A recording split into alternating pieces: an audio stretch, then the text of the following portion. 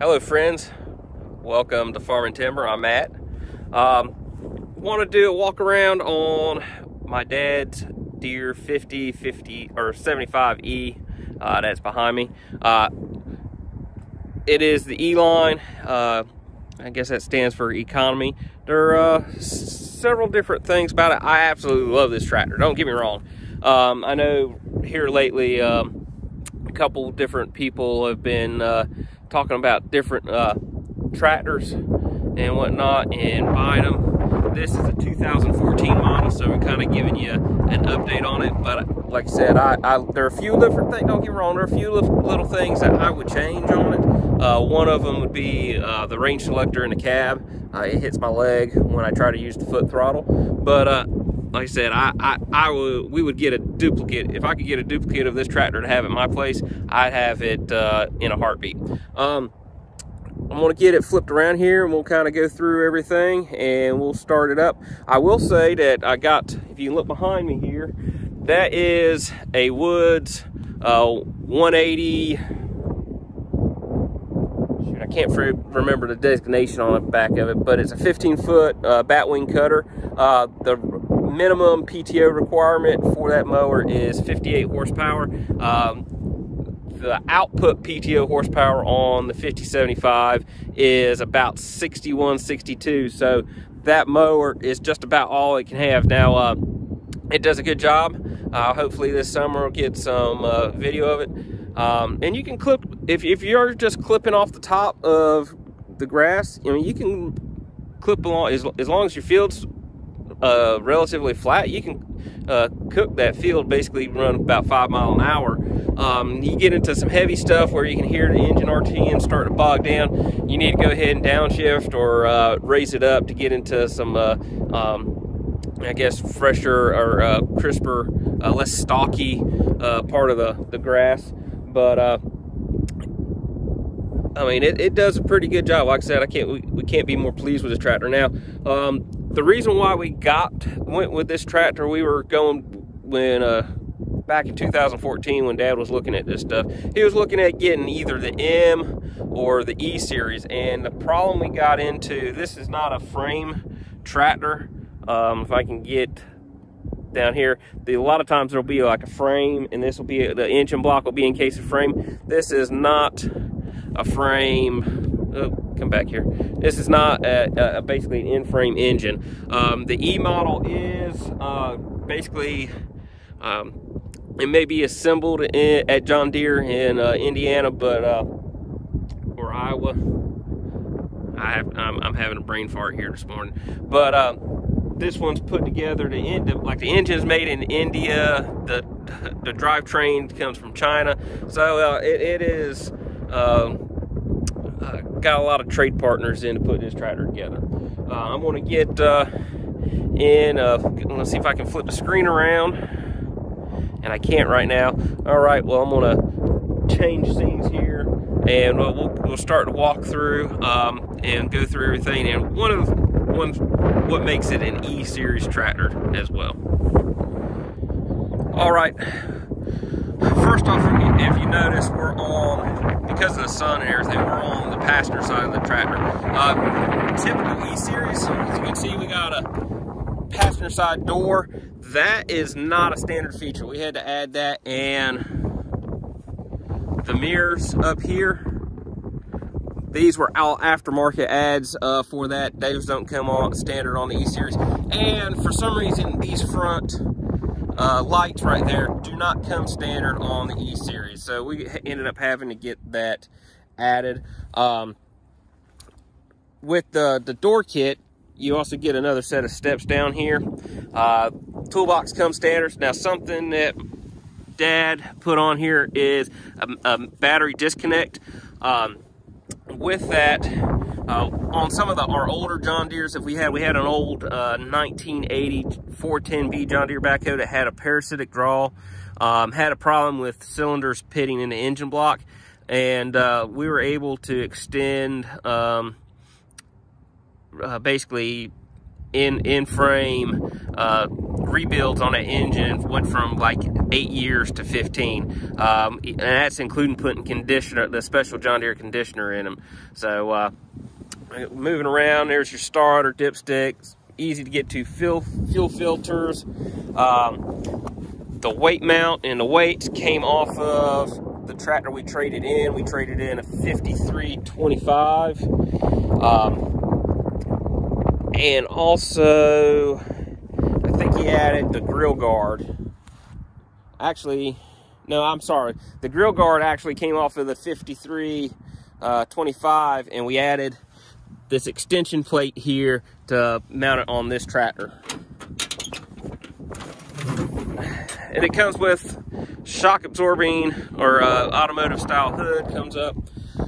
One of the things that this engine doesn't have, this is, I believe it's an Tier 3 interim. It doesn't have regen or diesel particulate filter. It doesn't have a screen. The new tractors have a screen on the radiator here.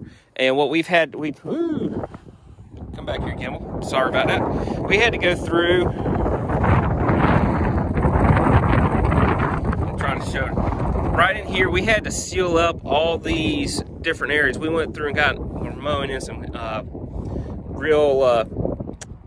basically what was happening is dirt and bugs and everything were coming up through these different holes and getting caught in the engine. And we plugged up all these holes and put in some extra seals to get everything to come through the screens on the front of the hood. And there's the engine, pretty standard stuff.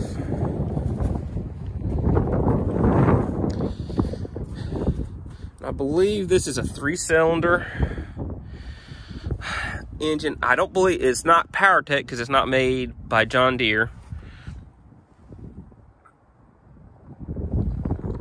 I'm sorry, Illinois. I was completely off on where John Deere's made. You figured I would remember that being around them so much. But we'll keep going around the outside. We got, this came with 4. Come on, gimbal. I think the wind has got my gimbal all messed up. There's 4 position rims. We got them, right now it's set up to haul on our trailer in the 30-inch row setting. Also, that comes standard on these are dual remotes, either side of the top link here. And also we added the telescopic draft links and the telescopic stabilizer bars do not come standard with this tractor. So we had these on, and I will say that we prefer telescopic draft links over quick hitches, and a lot of that has to do with the fact that we got different sizes, and we got some Cat 2 implements and some Cat 1 implements, and it's a whole lot. For us, the telescopic draft links work better for us. Also, I know they have a hydraulic top link. Our problem is once we take the time and get the top link set up, we want it, every time we engage the tool, we want it to go back to the standard. Dad's got a seat cover in here. Got to have your paper towels. Here's the 4-wheel drive lever, and back there's the 540 PTO. There's your get my hand under the gimbal again. Here is the fuse panel. Also, the radio, it did come standard in here. It's up there, and heat and AC. Since this is an older model, if I can get down here, the controls are limited. It has electronic, independent PTO here. Here's your position control for your 3-point, and then it also has draft control here. Here's your 2 remotes. And I keep saying, this bar right here, we added this in. This is for our articulated ditch paint cutter. It has a 12-foot reach, but it's got several different functions where it can pivot up and down, tilt the deck, and it's got a whole lot of stuff. So used to be it would mount up on the open cab tractor we had. We'd clamp it to the ROPS. Well, since this doesn't have the ROPS, Dad made this frame in here, and we got it so it slides into here. We tighten it down. We also have got it. He's went through and made his control on his sprayer foam markers can fit this same receiver. Also makes a good handle to hold on to. Now with the new tractors, they got everything up, and I believe the throttle is up over here as well on the newer E-Series. But like I said, this is a 14, it's still good. Been doing well for us. Like I said, here is the gear control. It's 12 by 12. It's got a power reverser. I'll show that, or shuttle reverser in a minute. 4-speed synchronized with 3 ranges. Now the range is not synchronized, so you got to come to complete stop on that.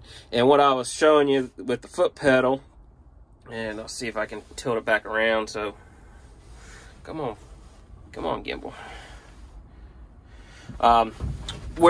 And if I can get it all in the frame, here's the series. When I go over to reach this, if I'm in the B range, it's up here underneath my knee, so it's kind of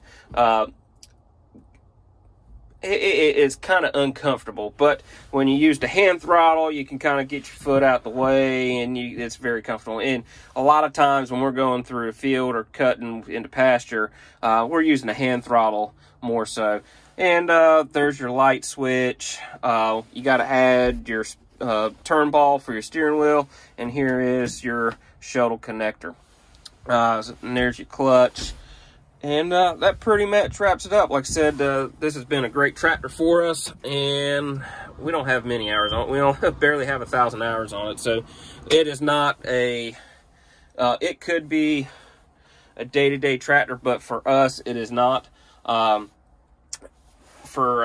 would say if I was going to be if I get into more and more being a small-time operator, you could probably take this tractor. You could take this tractor, nice 300-gallon spray rig, and get you a nice set of planters, add a combine, and you could probably have you a nice no-till operation. You're probably going to have to at least have a disc or something if you run up the field, but it would be, if the wind's kind of picking up, if I was going to do some small-time stuff, I could see this tractor being utilized on it. It's, for what we do, it's got plenty of power. We do not have any water in the back tire, so if we were going to be doing more ground engaging stuff, you would have to add some more weight to this tractor. But the configuration we have it is so we don't exceed 26,000 pounds, where you need a CDL or have to have DOT licensing on the truck and the trailer that are pulling it. So it we got it figured up, or configured to go pick up, put on trailer, drive down to our timberland or hunting land, do maintenance down there, come back in the same day, and it's real convenient. We put it on a low profile trailer, fits between the fenders, and it's less than 8.5 feet wide, so you don't have any special flagging that needs to be done. And you could take that batwing mower there, and like I said, this tractor handles it. If you're looking for a tractor that can handle a batwing, this tractor can handle that. Like I said, you just got to be smart about it. You can get this tractor did come with a joystick for a bucket loader. However, since we got a backhoe, we didn't really need a loader option for this. And then a couple of years after we got this tractor, Dad picked up a 3039R, and it came with a bucket. Well, it was one of those good deals. He was looking for something, but well, that's time for another story. But I would say, if you're looking for a tractor to do pasture maintenance, this would be a good one. I know there are other brands that put out more options on a tractor, which is, that's something to be think about. I would say cabs if you're going to be doing this for a living or going to be outside, silicosis is something that has been talked about in depth in the construction field. Hadn't been talked out as much in the farming industry, but that is basically very similar to the disease and sickness you get with handling asbestos. Basically, dust, dirt, debris, you breathe it in, gets in your lungs, and causes deterioration of your lungs. Not very good for you. So if you're going to be doing this you be outside a lot, I would say get a cab. It's very nice when it's dusty and hot when you're mowing, that you're not bringing in all that dust. So and it's more comfortable than wearing a dust mask. But if you are going to be, if you need to do an open cab, wear a dust mask is all I'm getting at on that. So with that, hope y'all learned something from this video. Maybe we'll get some more content out of this bad boy mowing some pastures this summer. And hopefully you enjoyed it, and we'll catch you next time. Thank you.